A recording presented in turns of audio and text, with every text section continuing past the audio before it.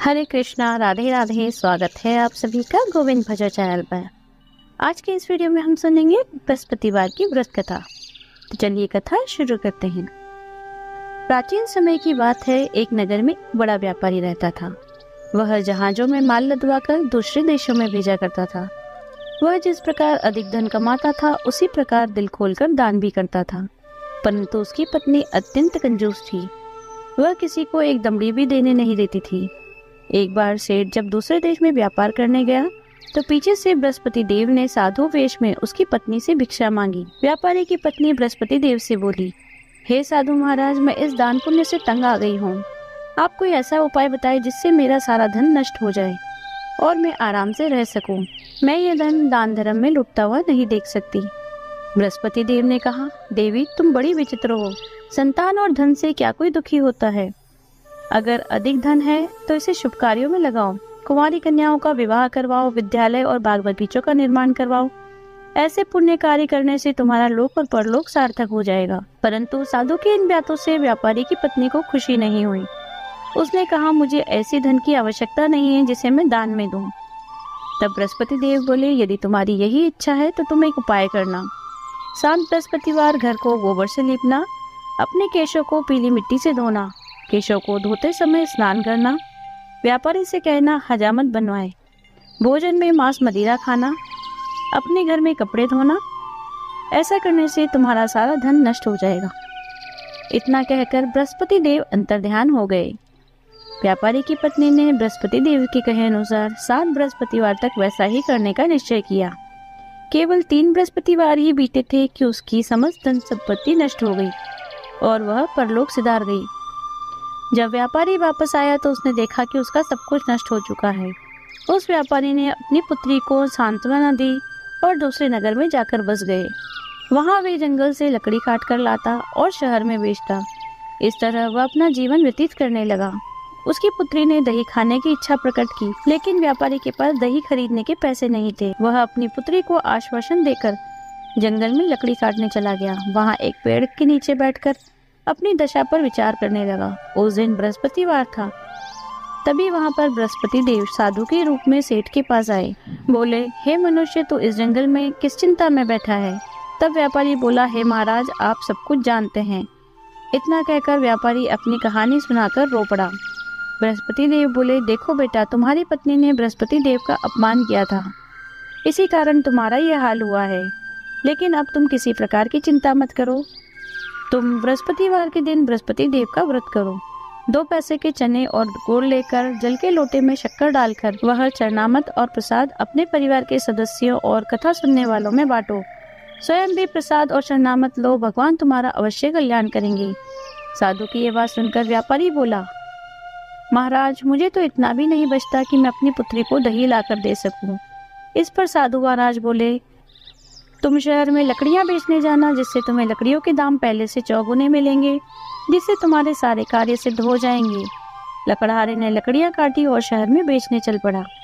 उसकी लकड़ियां अच्छे दाम में बिक गई, जिससे उसने अपनी पुत्री के लिए दही लिया और बृहस्पतिवार की कथा हेतु चना गुड़ लेकर कथा की।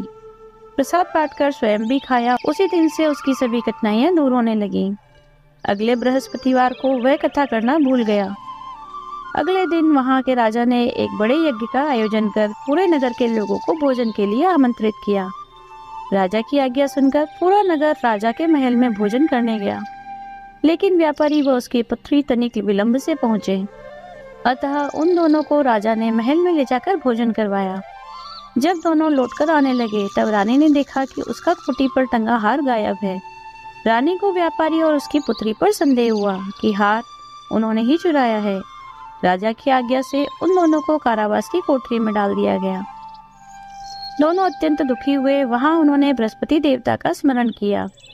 बृहस्पति देव ने वहां प्रकट होकर व्यापारी को उसकी भूल से अवगत करवाया। उन्हें सलाह दी कि बृहस्पतिवार के दिन कैद खाने के दरवाजे पर 2 पैसे मिलेंगे, तुम उससे चने और गुड़ खरीदना, विधि पूर्वक बृहस्पति देवता का पूजन करना और व्रत करना, तुम्हारे सब दुख दूर हो जाएंगे। बृहस्पतिवार को कैद खाने के द्वार पर उन्हें 2 पैसे मिले। बाहर सड़क पर एक स्त्री जा रही थी। व्यापारी ने उसे बुलाकर गुड़ और चने लाने को कहा। इस पर वह स्त्री बोली, मैं अपनी बहू के लिए गहने लेने जा रही हूँ, मेरे पास समय नहीं है। इतना कहकर वह चली गई। थोड़ी देर बाद वहाँ एक और स्त्री निकली।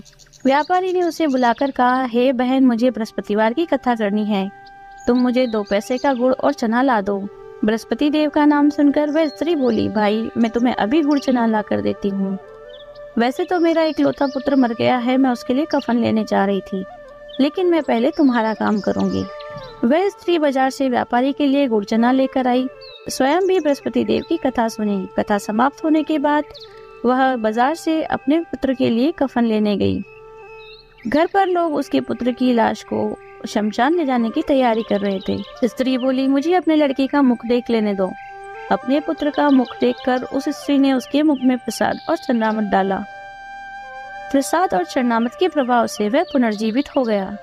पहली स्त्री जिसने बृहस्पति देव का निरादर किया था, जब वह अपने पुत्र के विवाह हेतु पुत्र वधू के लिए गहने लेकर लौटी, जैसे ही उसका पुत्र घोड़ी पर बैठा, वैसे ही घोड़ी ने ऐसी उछाल मारी कि वह घोड़े से गिरकर मर गया।